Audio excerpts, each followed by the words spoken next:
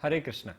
भगवत गीता में भगवान कृष्ण कहते हैं, पत्रम पुष्पम फलम तोयम यो में भक्तिया प्रयच्छति तदहम भक्ति उपहृतम अस्नामि प्रयतात्मनः।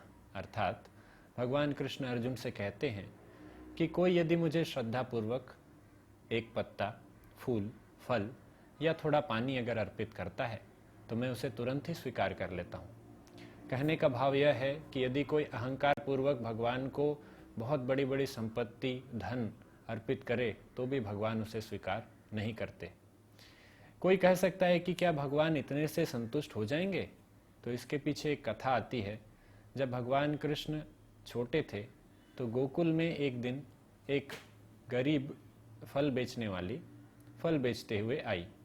सुबह से उसके कोई भी फल बिक्री नहीं हुए थे, तो हताश होकर वह नंद महाराज के महल के सामने पहुंची। वहां पर नन्हे कृष्ण खेल रहे थे।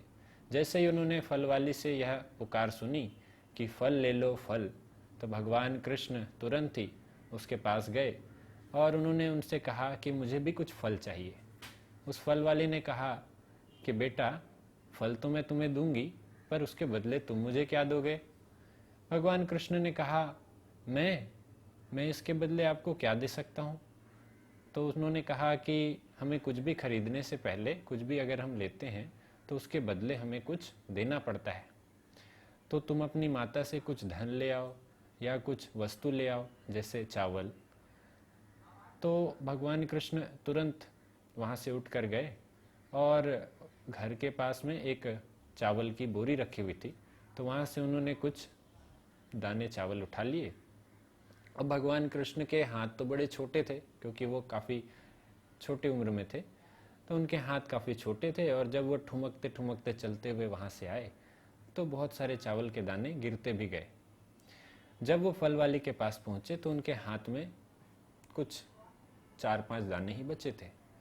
जब फल वाली ने देखा तो उसे इतना प्रेम आया भगवान कृष्ण को देखकर, उसने तुरंत ही कहा, कोई बात नहीं, तुम्हारे हाथ में तो एक भी चावल के दाने नहीं बचे, लेकिन तुम जितने चाहो उतने फल ले जा सकते हो, और ये फल तुम्हारे ही हैं, तुम्हें जितनी इच्छा तुम खा सकते हो। भगवान कृष्ण खुशी खुशी जितने उनके हाथ में हो सकता था उन्होंने पकड़ा और वो फल लेकर अपने घर की तरफ चल पड़े। उनकी सुंदरता को देखकर फल वाली उन्हें निहारती ही रह गई, लेकिन जब उसने फल की टोकरी उठाई तो उसे बहुत भारी महसूस हुआ। पर उसने फिर ध्यान से देखा तो उसके फल की टोकरी में फलों की जगह वहां पर सोने चांदी और अमूल्य रत्न वहां पर भरे हुए थे। उसे देखते ही उसे इतना आश्चर्य हुआ कि मेरे फल, जो भी बचे हुए फल थे, वो सभी सोने चांदी एवं अमूल्य हीरे से भर गए हैं।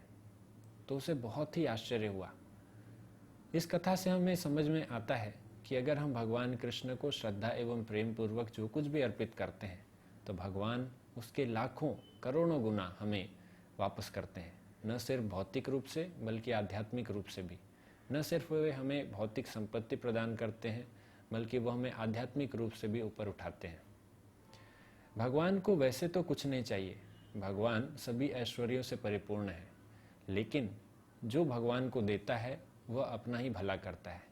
इस संबंध में एक उदाहरण श्रील प्रभुपाद जी देते हैं कि यदि कोई अपना चेहरा को बहुत सुंदर से ढंग से सजाता है तो जब वो आईने में अपना प्रतिबिंब देखता है तो उसका प्रतिबिंब भी सजा हुआ दिखता है।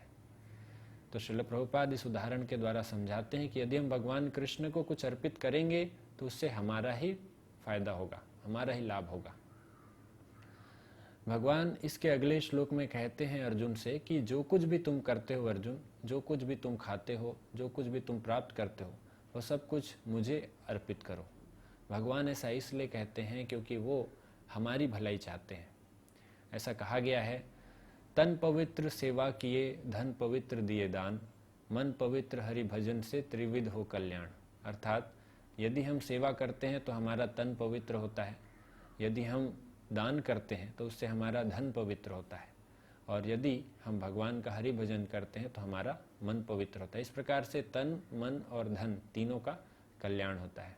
तो यदि आपके पास समय नहीं है, आपके पास पूरा जीवन आप भगवान को इस तरह से समर्पित नहीं कर सकते, तो हम जो भी कमाते हैं या भगवान से जो भी हम प्राप्त करते हैं इस संसार से, इस प्रकृति से, तो हमें भगवान को अर्पित करना चाहिए।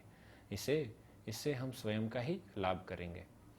तो आप सभी से निवेदन है कि श्रद्धापूर्वक, प्रेम पूर्वक आप भगवान को जो भी आप अर्पित करेंगे, इससे आपका न सिर्फ भौतिक बल्कि आध्यात्मिक लाभ भी होगा। हरे कृष्ण।